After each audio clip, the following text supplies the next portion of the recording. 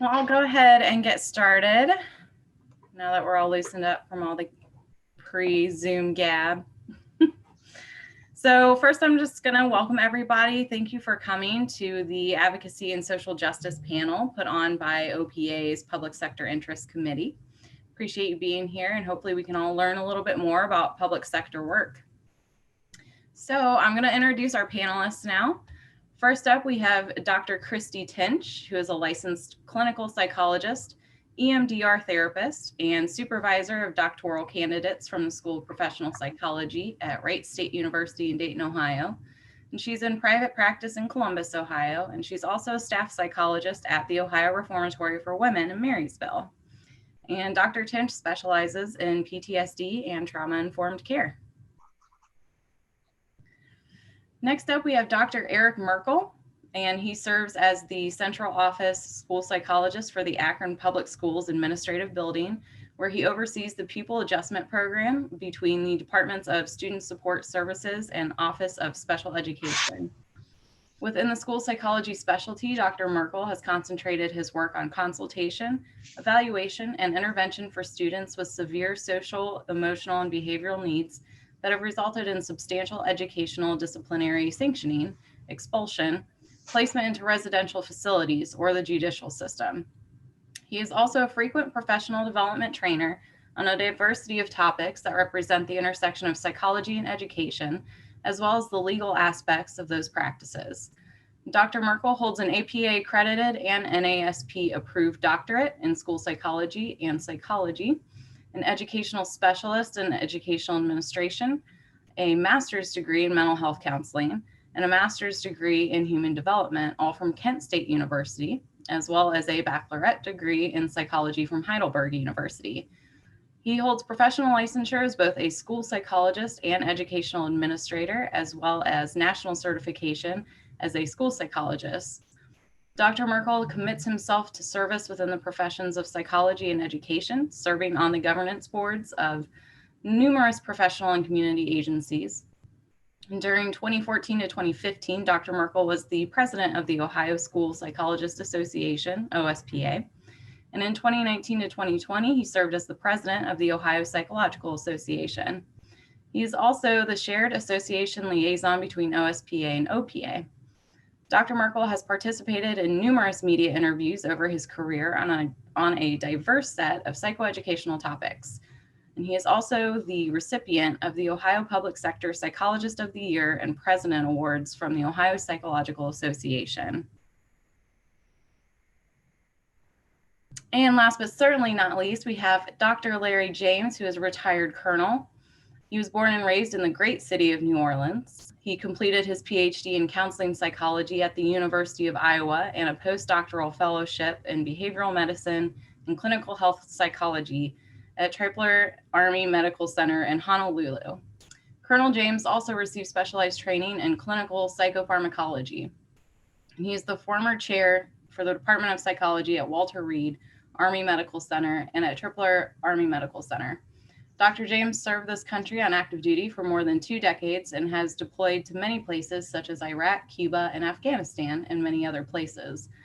Colonel James is nationally known as a scholar, soldier, and clinical health psychologist. He is well known for his expertise in the psychology of terrorism, national security, and the mind of the terrorist. From 2008 to 2013, Dr. James was the dean and professor at the School of Professional Psychology at Wright State University in Dayton, Ohio. Dr. James was then promoted to Associate Vice President for Military and Veteran Affairs.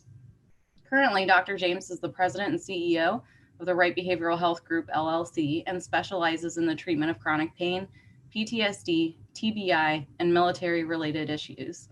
Dr. James has published 5 books and over 100 professional papers. Dr. James' most famous book, titled Fixing Hell, An Army Psychologist Confronts Abu Ghraib, tells the story of the debacle at the famous and infamous prison called Abu Ghraib and how this disaster occurred, and his heroic efforts to right this terrible wrong in our nation's history. Dr. James was awarded the Bronze Star for Distinguished Service in Iraq and the Defense Superior Service Medal. So, those are all of our panelists. Now, to get started, I was wondering if, I'll throw it out to all 3 of you, if anybody wants to speak to working in public sector psychology just generally. And you can speak to current experience, past experience, just to kind of get folks, a little flavor of what public psychology looks like. And Carmen, I wonder if we could just take a moment to recognize Dr. James and his distinguished service to our country. Thank you so much for all that you've done on behalf of all of us. Absolutely. Thanks, Indeed. Dr. James. Thank you so much.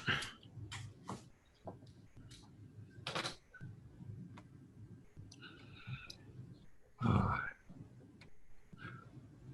right. So Dr. James, you want to speak a little bit about what it's like to work in the VA system? Well, I've done both VA as well as the active duty military side of the house. It has been a tremendous journey and joy to work with these wonderful men and women who don the nation's uniforms, and then after they leave the military to go work to work with these men and women in our nation's veterans hospitals. If I could do it all over again, I'd do it. The training first of all, the VA represents the largest employer and the largest trainer of psychologists, in the country. And then the Department of Defense, when we add together the Army, Navy, Air Force, and Public Health Service, it's a pretty close second. So it's huge footprint for psychologists who want to work in the public sector. And so one of the things I liked about, being working in the military as a psychologist, anything I wanted to do, it was there. If you want to do child psychology type stuff, you can do that. If you want to do IO psychology, stuff, that's there. If you want to do neuropsych stuff, there's opportunities to do that. If you want to do health psychology, that's there. If you want to learn how to prescribe, and then after the training, be credentialed to prescribe independently, not under the thumbprint of a psychiatrist, you can do that.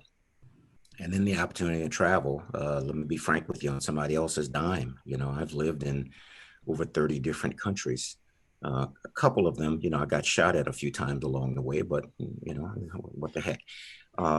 So it just was just a tremendous, great opportunity. And for young students starting out their career, for me and the rest of the panels, when we were in grad school, the type of debt that students accumulate these days is just out of this world.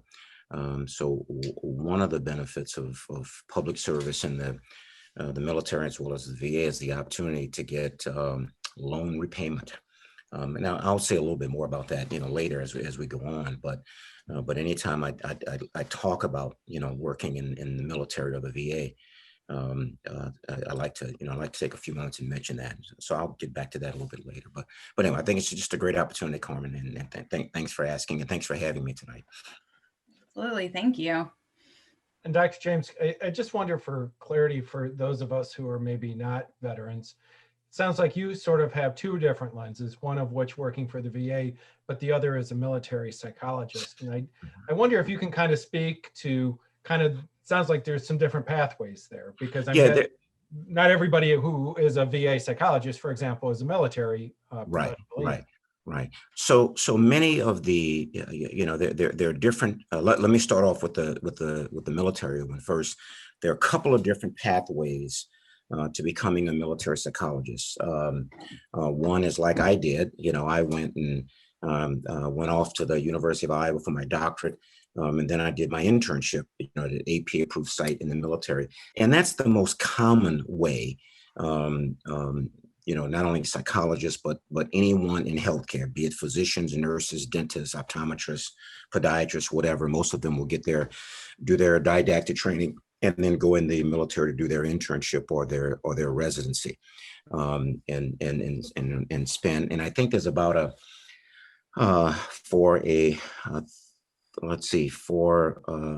I think there's a payback for the internship of about a 3 or 4 year commitment. I'm sorry, for the 1 year internship and 3 year payback. So it's a 4 year commitment altogether. And the loan repayment is huge, man. That is huge, and the bonus. And I've got those funny letters behind my PhD, all caps ABPP. Being board certified, that was an additional $6,000 a year in pay. That I got. So anyway, the common way to answer your question: go do your doctoral training, do your internship in the Army, Navy, Air Force facility. And it's up to the individual. You can stay for 4 years, or you can stay for 20 some odd years like I did. And then for on the VA side of the house, many of those psychologists who spend a career working in the VA, you don't have to have any military experience. It helps, but you don't have to. And so many of my VA colleagues will go and do an internship at an AP approved site, at many of their sites around the country, fall in love with working with our nation's veterans. They are a unique and special bunch, and I mean that as with the highest compliment. And will spend a career working for the VA, the VA system. There are some differences. You can, in the military, you tend to move around once every 3 to 4 years. Some people like that, some people don't. My wife and I, enjoy, and enjoyed the opportunity to move to different parts of the country. The VA, on the other hand, the option is yours. You can stay at one hospital and spend your entire career there, or you can move around to other VA facilities. Many of them will do an internship at one hospital, let's say like the Dayton VA, and then do a postdoc out west or out east, and then get a job working at another VA hospital down south or something like that. So a lot of breadth of opportunities with both of them, but different pathways to starting off your career, with those organizations. And both, by the way, both offer loan repayment. And that's huge now. That's huge nowadays. But there's one other option, two other options in terms of federal service. One is the United States Public Health Service. They are indeed commissioned military officers, but they are not combatants. They will not deploy to war zones. So many of the public health service psychologists work for the Federal Bureau of Prisons, and so they can go. They although they are active duty military officers, they do not have to relocate once every 3 or 4 years. They can go work at a prison, a Native American reservation, and be there for their entire career. So that's another option. And the Public Health Service also has a civilian health service. And so for the students, if you just simply Google U.S. Health Service or U.S. Public Health Service, both of those opportunities will come up. And yes, they do have a loan repayment. And the more remote the site, the more bonuses one will receive, and the more money they will offer you in terms of loan repayment. So students, check out those opportunities. Great opportunities. Larry, I'll add, my mom was a nurse practitioner in the U.S. Public Health Service, and I grew up in Farmington, New Mexico, on the Shiprock Indian Reservation. All right, so you know, yes. There we go. Yeah, that's exactly what I'm talking about. Yeah. Great opportunity. And the Public Health Service, they are one of the federal agencies that allow psychologists who have that additional training, either a fellowship in clinical psychopharmacology or a master's degree in clinical psychopharmacology, to prescribe independently. It's really cool. I never thought in my career that I would ever be prescribing medications and doing my own history and physicals and all that kind of stuff. So it's pretty cool. Thanks, Dr. James. Yeah. So Dr. Tinch, do you want to speak about your experience working in corrections? That's a broad question. No, I like to keep it vague, see where you go with it.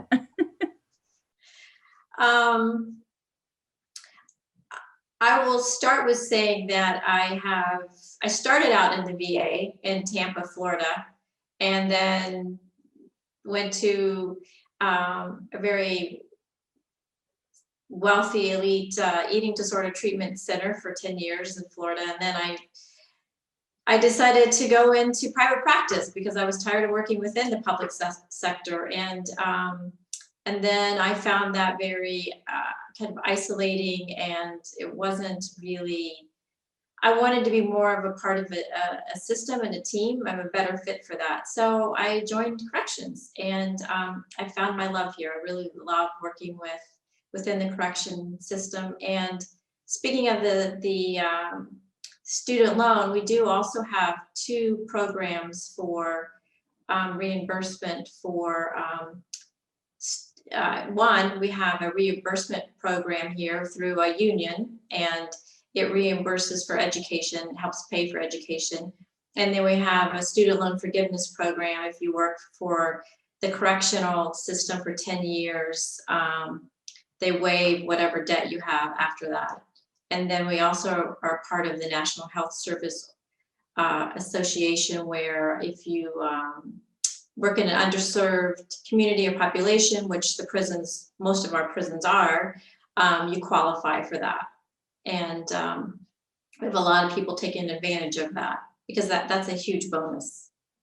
And I also like the correction system because, as Dr. James was mentioning, there's an opportunity to really do a lot of different type of work. You can work in inpatient or psychiatric population or SMI population, or substance abuse, testing, assessment, groups.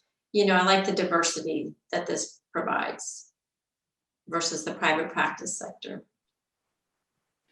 Yeah, I think that's what interests me in that public sector work too, is just, you know, even though you're at one place, you get all this diverse stuff, all these different opportunities to experience kind of a wide breadth of, you know, the mental health world. Mm-hmm. And I think it's also a nice benefit to work with colleagues and the multidisciplinary teams, you know, working with psychiatrists, social workers, activity therapists, and the correctional field and nurses. Also, you know, we have a large group of psychologists here, and I find that, you know, that's invaluable to me to have colleagues for professional development, and you know, wasn't able to really get that in private practice. You know, we would try to get together for case consultation, but it was a lot more of a challenge than working day to day with, you know, with a group of psychologists. So I find that really beneficial to my professional growth and development. And I get to work with students. Which is obviously the best part. Obviously the best part. Thanks, Dr. Tinch. Welcome. Dr. Merkel, you want to enlighten us about school psychology? Well, I don't know if I can enlighten you since it's about 6:30, and those of us working in education begin our days a little bit after 5:30 in the morning. So my enlightenment might be a little dim, but so as you think about your clinical and professional work, schools are one of the ways for which you can have either an entire career itself attached to a school, or you can do that as a part of a cottage industry for which you provide consultative services or outside evaluations. So there is a whole continuum on which you can be connected to schools. And so if you have interest in clinical background in working with child and adolescent populations, the schools are a wonderful way to do that, because one of the advantages of schools is every child has to go to school, barring an occasional exemption for someone who opts out through homeschooling. So, you know, on one side of the continuum, if you are perhaps in a community mental health agency or your own agency even, which is a little more rare these days, you can provide evaluative services to private schools or parochial schools on a consultative kind of per diem basis. And a lot of our colleagues in psychology across Ohio find this to be a great way to have an additional revenue stream. So in addition to their clients or patients that they see in their practice, they also provide those evaluative activities. Then you can also provide a whole swatch of just consultative work, which could be like professional development, offering behavioral intervention, behavior programming. It could be staff development issues, a whole spate of things. And you just kind of come in, do a finite level of work, and then you exit stage left real quickly. And so it just becomes another adjunctive way to have a supplement to the work that you already do.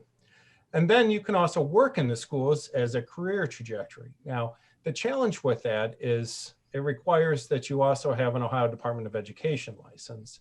And that's sometimes a tough sell for someone who has a doctorate in psychology, who's already done the pre-doc, the post-doc, any additional advanced training, because at the very least, you're still going to have to go back to school 2 more years. And there's no way around it at this point to get that Ohio Department of Education license, because under Ohio statute, for you to formally be hired by a school district, a public school district, you have to have that Ohio Department of Education credential, regardless of whatever other licenses you have and whatever other professions, whatever advanced certifications you have, you still have to have that license from the Ohio Department of Education. But once you were to get that, and again, especially because right now there is such tremendous shortages of school psychologists, not just in Ohio, but across the country. It is a very vibrant area. In fact, I spent a lot of time working with students at the undergrad level and talk to them that if you have interest in families, systems, working in education, children and adolescent populations, school psychology is a viable option, because right now we literally have 0 unemployment in Ohio school psychology. And I can't think of too many options professionally where you can actually say there's 0 unemployment. But if you can become a OD license holder, school psychologist, you will have a job. And working full-time in schools offers a lot of the same public sector benefits. You can have the public student loan forgiveness, although I'll have some caveats to that a little later when we go down that road. But it also affords you a way to have some of the perks. Like, for example, professionally, I work a 44-week contract. So that still means I get 6 weeks off a year. You know, we're expecting a snowstorm on Monday. If we have a colossal snowstorm, I get the day off. So there is the occasional benefit like that. I know the month of July, I'm always off. I'm also off every holiday. Unlike my former life of being a mental health clinician, I'm not on call 24/7, although I do have some of those responsibilities in my work today. But I'm not doing all of that. I mean, I know by and large, I have a Monday through Friday, 7:30 to 4 o'clock kind of work assignment. I have phenomenal benefits as a school employee, which is something, as we know, the health insurance arena has a lot of challenges. And so you have that. And then there's the benefits of the retirement. Depending on your years of service, you get a percentage of what your average of your final 5 years of salary is. So if you can get to 35 years, you're going to get 90% of the average of your final 5-year salary for the rest of your life. So, that means if you made $110,000 a year the last 5 years, you're going to get 90% of that as your retirement, which is not a half bad retirement in a lot of contexts. So there's a lot of benefits that way. That being said, the trade-off is school psychologists sometimes are looked at as the illegitimate child of psychology. We're not always the most prestigious specialty in many cases. There are certainly affiliations with different institutions that are considered much more valuable than, say, a school system. So, you do balance that. And although the job availability is always there, you do take some sacrifices in salary. It's not going to be one of the highest paying. It's not going to be bad. I mean, we're like at my level, you're going to make in the low 6 figures. You're going to live very comfortably. But if you desire a more expansive life, you're probably not going to quite pull that off under the public employee. And I think that's probably going to be true of any of us in public employee, because I think there's probably many more lucrative ways in psychology to do that than public employee. So, you trade off the loan forgiveness, loan benefits, the retirement, the healthcare, maybe as a context for perhaps not making, the 7-8 figure salary that some of our students think that they're going to make immediately out of graduate school. So I hope that kind of gives a bit of a context there, a little bit about different ways to be connected to schools, whether as a consultant, an evaluator, or working full-time connected to a school district. Dr. Merkel, may I piggyback on something you said? You know, in public service, the benefits and financial rewards are designed to be on the back end of our career, not the front end. And by that, I mean, you know, guys, I actually started off my career in the Navy as a psychologist. And in 1990, when I finished up that obligation, I left to go teach it, you know, back in my home state at LSU. So Dr. Merkel, on paper, it looked like I was making $15,000 a year more, you know, at LSU compared to when I was in the Navy. But by the time, you know, it got to my checking account, you know, I was actually making less money. And then I had to contribute to my own retirement and all this other type of stuff. And so many, you know what you mentioned about that old-fashioned pension that an employee will still get in a public service you know, system. Boy, that's few and far between. You know, there are very, you know, students, there are very few places you can go to work these days where you're going to get an old-fashioned pension. And by that I mean, you know, you'll get a certain percentage of your base salary for the rest of your life. Most places nowadays, you know, it's a mutual fund. And so and the difference is once you spend all the money in that mutual fund, it's gone. And so that's the benefit. That's a huge benefit of public service. You know, just a good old fashioned pension that Dr. Merkel just keeps on giving, man.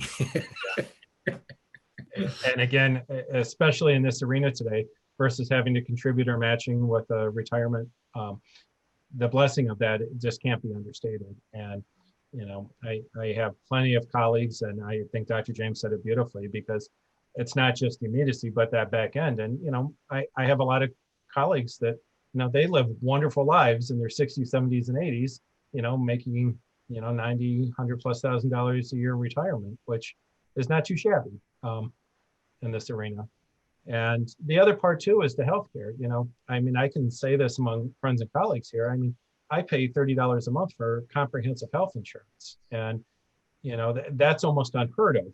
You know, I have people in private business industry, you know, paying $1,200, $1,500 a month for health insurance. So, you know, again, you can't underestimate just the value of that for yourself and for your family as well. So, you know, again, you may not realize that immediately in your bank account. And I think that's such an important point. But when you start looking at it in the context of larger benefits package, that's where the public sector work really shows its value. I couldn't agree with that more. When you add up the vision, dental, healthcare, retirement, it's just really, it adds substantially to your income when you add all that in. And you mentioned the time off, you have all of July off and 6 weeks a year. The time off is also getting paid for, you know, I get at least 6 weeks a year to travel, to do things you want to do. And we get reimbursed for professional development. I get almost $4,000 a year. I can't even spend that much on training. And sometimes, you know, they pay for us to go to week retreats and things like that. So the reimbursements, they really add up. Well, Dr. Chinch, I'll send you our OPA professional development calendar. I have lots of ideas to help you with that $4,000 on behalf of our student association. But yeah, that's exactly right. And even that is a benefit that is fewer and far between. Now, I, and working for a public urban school system, don't quite have that kind of benefits, but you know, we still get a lot of fringe benefits. You know, prior to the pandemic, you know, in 1 year I was in Louisiana, I was in Atlanta, I was in Cincinnati, I was in Philadelphia, Washington, D.C. I mean, so I'm traveling a lot. And I think Dr. James mentioned the idea of traveling on someone else's dime. And that's always the best way to travel, of course. I mean, there's some bookkeeping and things you have to do, but, you know, you can't beat that either. So, you know, there's a lot of these composite issues that really offer so much in public sector. And then the part that I don't think any of us have said, which is also trying to do the greater good for society, which is we're giving back to our constituents and our citizenry, and trying to make, you know, and our, not to wax poetically, because I said I probably don't have a lot of luminary insight at this time of the day, but, you know, we are giving back to our society, and we're serving the greater good as governmental employees. And, you know, there's something to be said about that too. Absolutely. Thank you. So we're about halfway through now. I just wanted to open it up to our guests here to see if they had any particular burning questions for you that they wanted to find out more about. So if anyone has a question, just go ahead and speak up.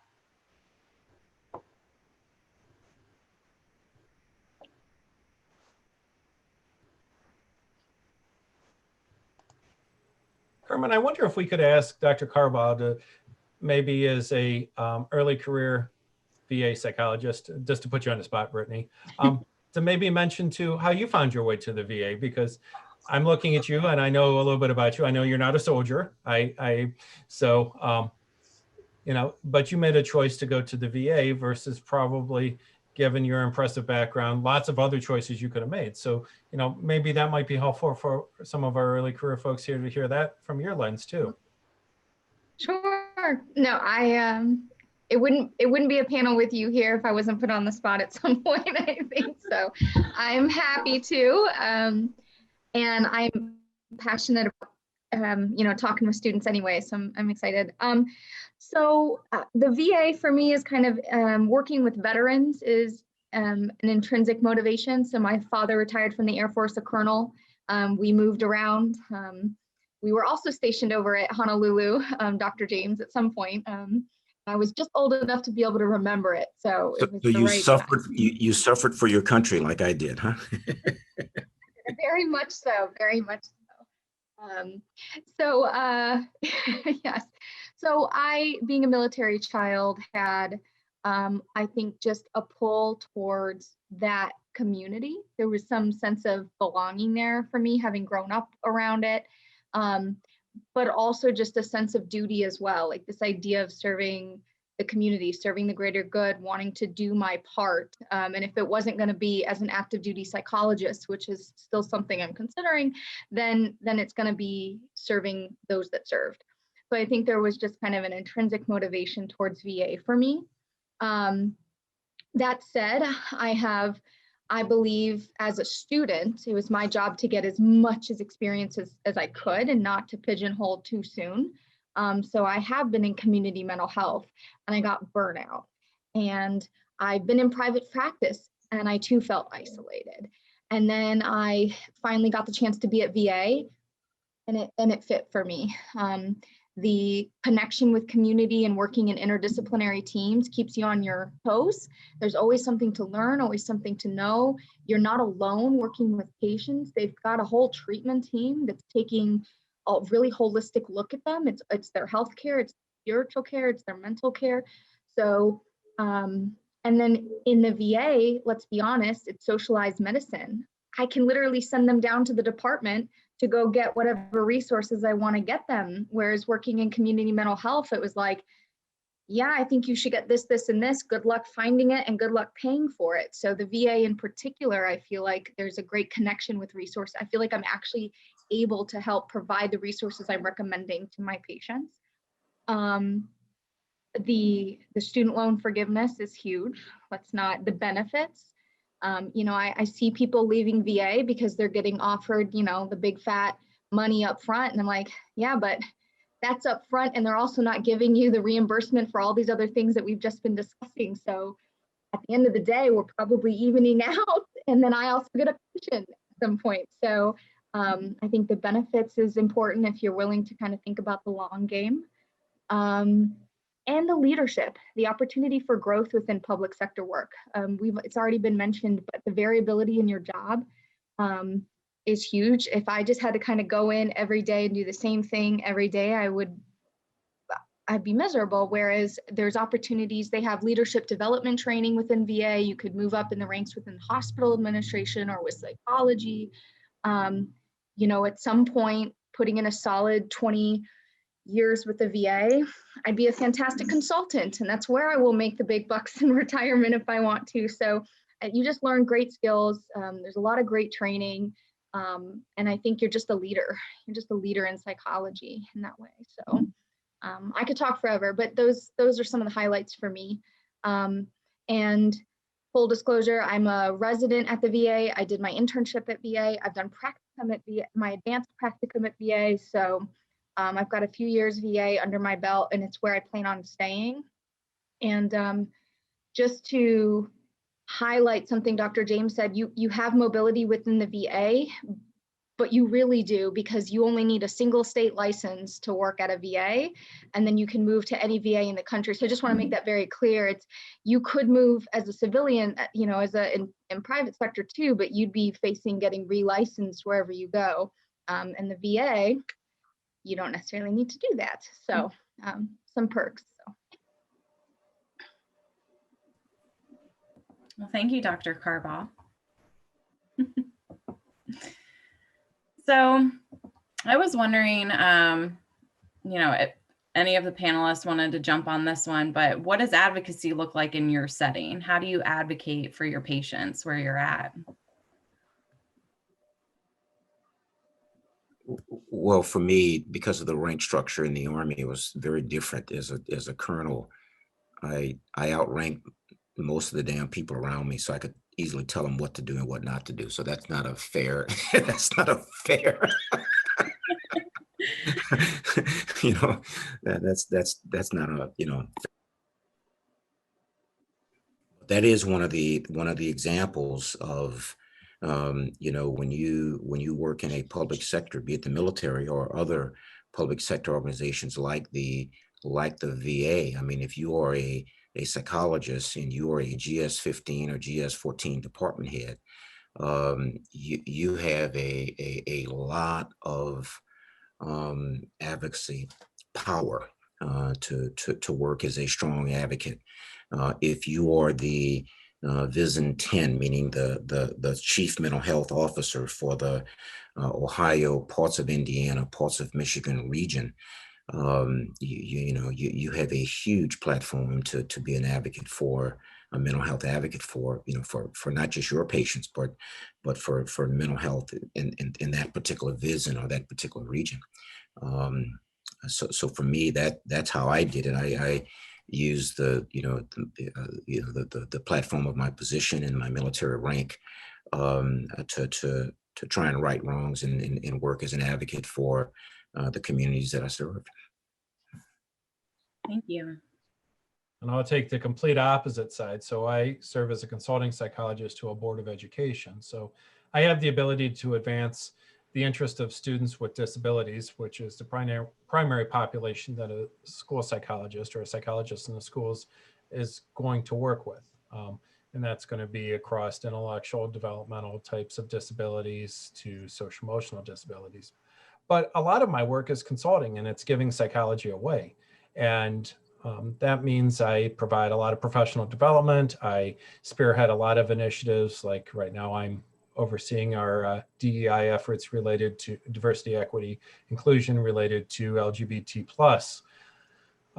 But it also is beneficial because I don't have to own anything. So I give a voice. I try to do the work I can. And if they want to make bad decisions or screw something up, I say, well, I've given my best consultation I can. And I can kind of moonwalk away and put the Teflon cape on and not have to necessarily own some of their bad decisions.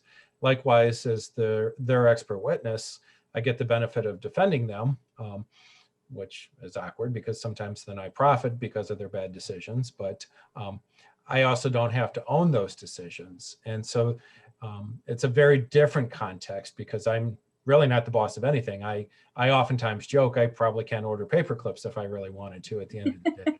So I don't have the luxury of being a colonel that really can direct anything. I can give voice, I can give advocacy to marginalized and disenfranchised groups, but at the same time, as a consultant, I don't own anything either. Mm-hmm. Thank you. Dr. Tinch, did you have anything? Sure. I feel like in the correctional system, it feels more and more like advocacy work is just a crucial part of everyday therapy and work within the micro and the macro level. The this correctional system is corrections first and mental health second. So feel like working at the systems level, we're always trying to educate, you know, officers and their treatment of women, trauma-informed care. So advocacy at that level, and then also daily with the women, whether it's helping them receive education. Right now we have a policy where lifers are not eligible for higher education because it's considered a waste of state funding because they'll never get out to use it. So just advocating for them to maybe receive education. We have to advocate for transgenders. They don't get hormone replacement here as standard care. And for religious freedom, if they want to train to be a Buddhist or something like that, we have to advocate for them. And just also helping them advocate to stand up against abuse. They're getting abused, you know, by sometimes the correctional staff, and encouraging them to have their voice even when it feels like the system isn't going to listen. So it just feels like more and more that's required in terms of as a part of therapy, but at the both with the individual and the system. Thank you. Once again, if anybody has any questions, feel free to just go ahead and chime in and ask your question. I have a question, Carmen. Go for it. And it is somewhat related to the last question, so it's like a little bit of a jump off of that. But I was wondering if, since a lot of the public sector we're talking about is a lot of government agencies, if you could speak to kind of how you feel like psychology is supported in those agencies, and then if that changes across like your years in those or across administrations or things like that, and if just the support for psychology and mental health, how that is in your agencies.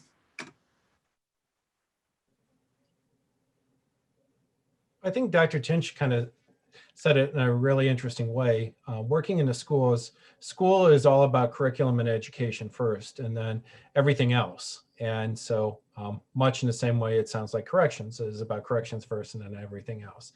The important part is helping folks to appreciate that education doesn't happen in a vacuum, and you can't have rigorous high quality instruction in the absence of really scaffolding that by appreciating the contributions of fiscal sound management, operations management, but also comprehensive student wellness programs. So, you know, really trying to give voice to that direction. I think all of us in public sector, though, appreciate we are cogs in a bureaucratic machine at some level. And those machines can be very difficult. You know, when I worked in smaller school districts, sometimes like a rural district, I was the only consulting psychologist or school psychologist there. And it was a very small system. Like in a large urban district, though, I work in a board of education with over 500 employees. So, you know, I'm literally just a very small wheel in the overall machinery. So that does mean sometimes you have to give up some advocacy, some autonomy a little bit, because you have to still be able to comport within the dynamics of the system. And like, for example, leading gender and sexual diversity issues can be difficult because a lot of governmental enterprises are moderate to conservative in lens and scope. And so the idea that if you have a real strong leaning that starts to sound really progressive or liberal on an end, you have to be careful how that's received, because you will get that quashed by people. And so, you know, if you work perhaps in a community setting or even a smaller hospital setting, you do have, in some cases, a lot more latitude to do some of those things. Where in this case, again, you have to still work at the macro level, like Dr. Chinch said, and, you know, regardless of how functional or dysfunctional the system is, still try to make the good work happen.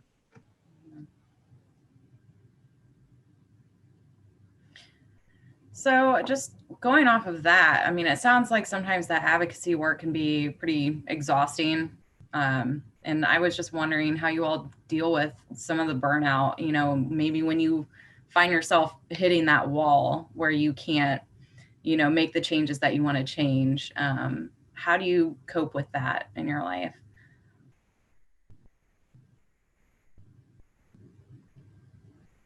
I'll start with that.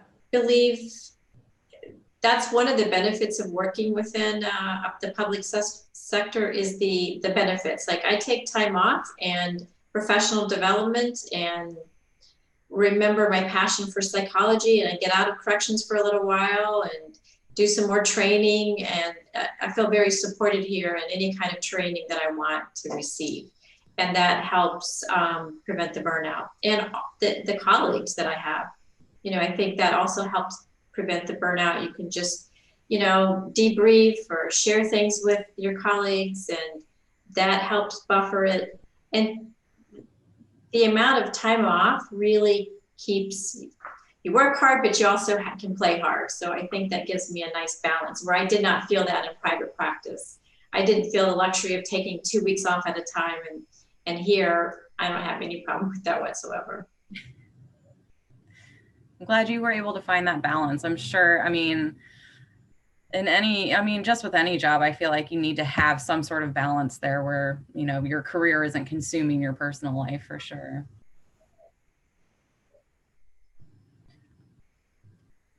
Carmen, for me, in answer to that question, gosh, my three beautiful granddaughters, you know, keeps me balanced. Lots of humor. You know, my wife is a good sounding board. I like going to the gun range, blowing shit up, you know. I really, you know, and my wife's actually a better shot than I am, you know. So it's a great way to release tension and frustration going to the gun range with my wife or, you know, my oldest granddaughter. And I find writing, publishing and writing very, very calming and soothing. So those are, you know, and surround myself with brilliant, young, hard charging students. Like yourself. I feel there's a theme here that students are just, we keep you guys young, I hear. Well, students, I think, across all of the specialties always infuse us with new ideas and new ways to see issues. And even in the presence of endless professional development, students bring in fresh ideas, fresh air, and a different approach.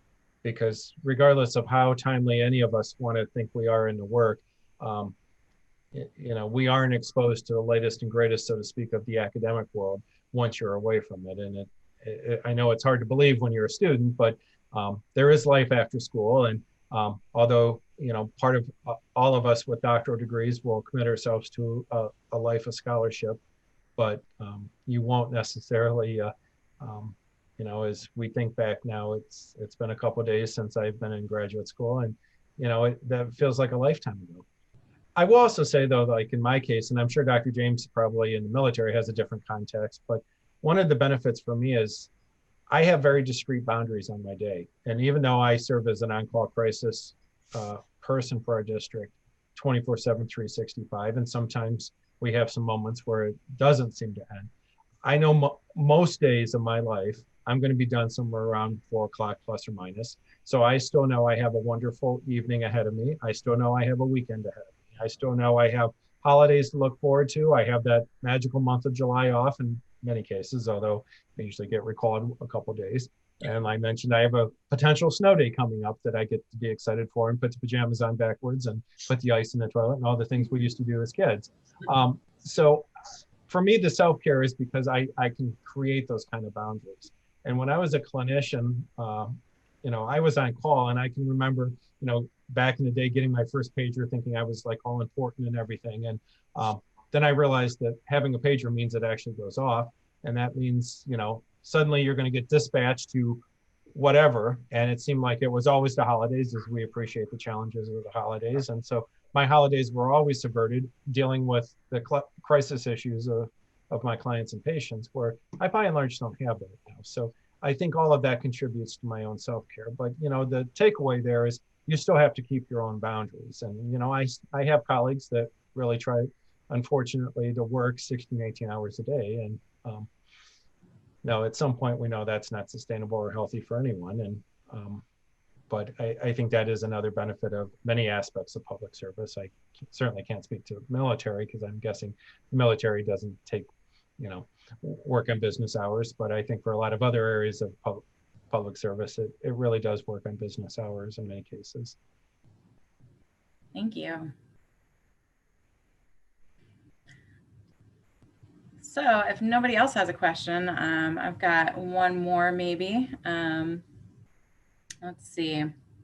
So what are some tips or advice that you would give us, things that you wish that you knew when you were in graduate school before entering the public sector realm?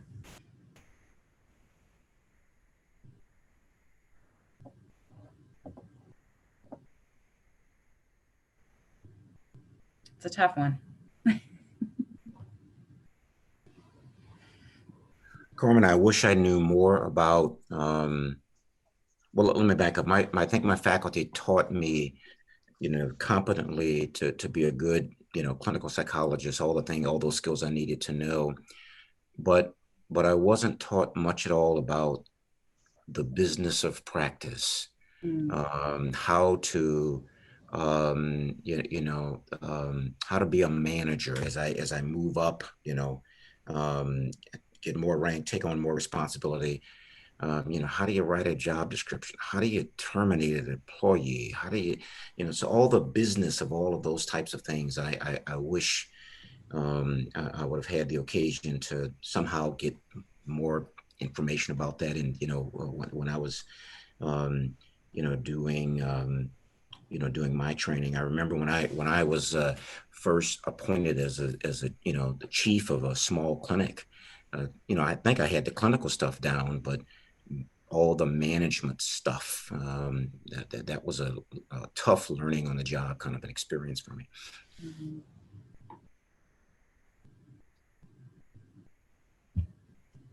I probably would scaffold that I have a combined doctorate in school psychology and China clinical, and also that master's in mental health counseling. And so I thought I had all that clinical stuff down pretty well.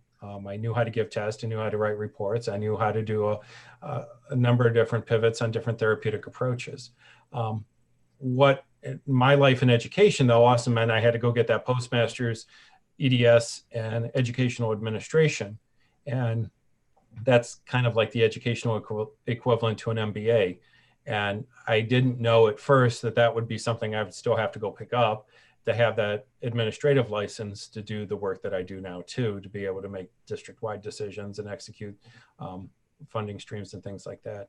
And so I think that whole managerial side is a real important part, because most of us on this call at some point in our careers will get into a leadership situation, and then all of the personnel issues, all of the funding issues, all of those other aspects that are completely, although psychology imbues each parts of that, they're completely distinctive issues. And, having to spend hours on, learning educational line item accounting, for example, which I can barely balance a checkbook to this day, and, having to do all of that. So, that is a real struggle. And that is a part that I encourage everyone on this call tonight to try to pick up some of those other managerial personnel bases, because it's not just being an exquisite clinician, it's being able to do all that. And frankly, I mean, I can say this collegially, there are plenty of people that probably are not the most robust clinicians, but they do understand the management and personnel side of things. And then they really do prosper in the managerial side of things, even if they weren't maybe the most robust clinician or, boarded in multiple different specialties simultaneously. And I know, go ahead, Dr. Tinch. I was just going to say I concur with that. That was what I found lacking when I started out in private practice. I had no sense of what I was really doing from a business perspective. And I also think I just wanted to add, I'm really glad we're having this discussion about student loan forgiveness programs, because I did not have that. And I think everybody I knew just maxed out their student loans. And I wish I would have had someone kind of maybe advising against that and talking more about, student loan debt is a real thing, and it's a real, it's a real issue to consider. So go ahead, Dr. Carbon, finish. No, I'm so sorry. I know I'm not a panelist. In terms of the VA, I mean, if those of you are looking for like internships, some actually have like a leadership rotation or an enrichment experience where you can get on internship leadership. Or, if it's not there, ask to try to build it in. I think the other thing is, if I can make a shameless plug for something like the OPA or maybe even the Public Sector Interest Committee here, the more kind of experiences you have in committees and giving back, you start to build some of that. And at least you start to build the systems level view. You start to see how some of these things fit. So those are some ways to kind of augment what you may not be getting. The schools are focused on making you really good clinicians, but there are some other ways to branch out and get those other skills that are important. Brittany, I'm so glad you put in a plug for professional association work, because that is one of the ways within which you can really develop a lot of these skills. And having had the privilege of leading both of our state psychological associations, I promise you, if you can lead psychologists in a professional association, you probably can do anything, because we are quite a heterogeneous field. And you wouldn't believe the emails and phone calls that one gets in those leadership roles. You actually go and wonder a little bit, like, how are you actually practicing with that mind frame and that style of engagement? But that's a different presentation. I do want to add too about the student loans, because this has come up a couple different ways. I know that there are student loan forgiveness options, like with the military and the public health service, for example, that really can wipe away a lot of that debt. I will also tell you, though, that in public service, you have the public service loan forgiveness programs, but that's not a panacea. And I will disclose this in the most sincere way. I finished up with about $160,000 in loans after 18 years of college. And public student loan forgiveness programs, there are different repayment programs that you have to qualify for or use. And the point of the public service loan forgiveness program is, over a 10-year cycle, you have to at least make the equivalent of a standard loan payment. Now, if you are like me in that, over the $160,000 level, that puts your loan payment on those packages around $1,800 to $2,000 a month.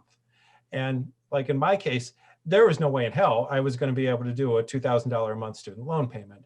And so even though public student loan forgiveness, and there's also in education, coincidentally, some disproportionate impact forgiveness for educators, of which I could also tap into.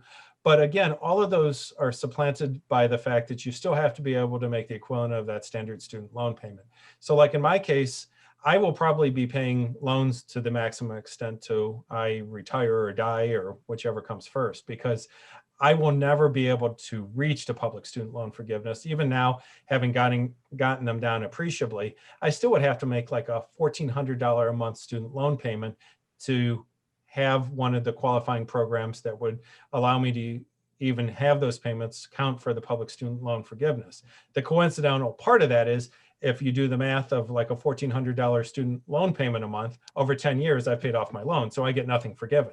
So unfortunately, I want you to understand that if you come out of school with, well over $100,000 in debt, unless you have a position that is going to pay you appreciably, probably more than what many of us on this presentation earn, that may or may not be an option, at least in some avenues of public service, because of the expectation of what your student loan payment will be. Now, obviously, if you don't have that kind of loan burden, that still is a very viable option. But just know that if you're at that high end, the expectation of what you're going to have to be able to pay, you may not be able to do that, frankly. Unless you want to live on ramen noodles and live in a tent for 10 years, I suppose. I guess that's the alternative set of facts you could consider. That's a really good point. Thank you, Dr. Merkel. I share that I promise this isn't a shameless plug, but for anyone that really does want to know more, I'm giving a talk through OPA next Wednesday called Beyond Internship. And it's all these kinds of things that nobody's talking about when you're a student that might benefit you. Loan repayment, and the public service loan forgiveness program is a part of that talk, licensure, and the idea of postdocs, whether or not you need a postdoc, how do you make those decisions? So if anyone is interested in that, I'm, you could sign up for Wednesday, and we can talk a lot more about public service loan forgiveness, because Dr. Merkel's right. Like, you really have to, you got to think through this, don't just bank your future on it. So. Or that you're suddenly just going to magically wipe out these loans through that public student loan forgiveness program, because you might be at a place like I disclosed that what you would be paying per month, you'll pay off your loans anyway, and nothing gets forgiven when it's all said and done. And Brittany, I think you said another point I do want to make too, which is the idea of credentials, postdocs, multiple board certifications. Depending on your potential public service environment, some cases it sounds like that could be richly rewarded, like the military, the public health service. Working in education, they don't care. I'll just be real blunt about that. I've started and stopped my ABPP multiple times. I have literally no support, and there's not any great interest whether or not I get boarded. That would be for me and my consultative work and other things I do, but it would not have any bearing. Likewise, taking, like in school psychology, we don't do the APIC matching and all of that because there's almost no school psychology or school related options available. So that's not as much of an issue. So it's also making sure that if you're thinking about public service and it's maybe not military or not VA or public health service, really looking at, will all of those advanced training, all of those advanced credentials actually bear out? If it's something that will help you, like as I disclosed in some of my consultant work I do on the side, that's great. But just know that in all circumstances, will that be required at the same level?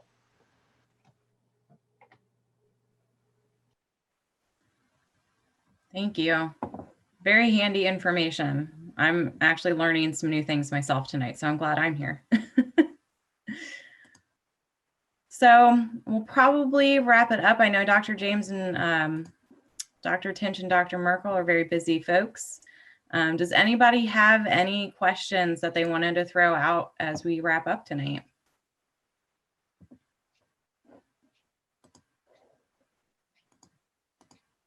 Nope. All right. Well, thank you everybody for joining us tonight. Thank you, Dr. James. Thank you, Dr. Merkel. And thank you, Dr. Thank you. for joining this amazing panel. It was very informational and informative. So thank you so much. And thanks to all of our guests for joining us tonight.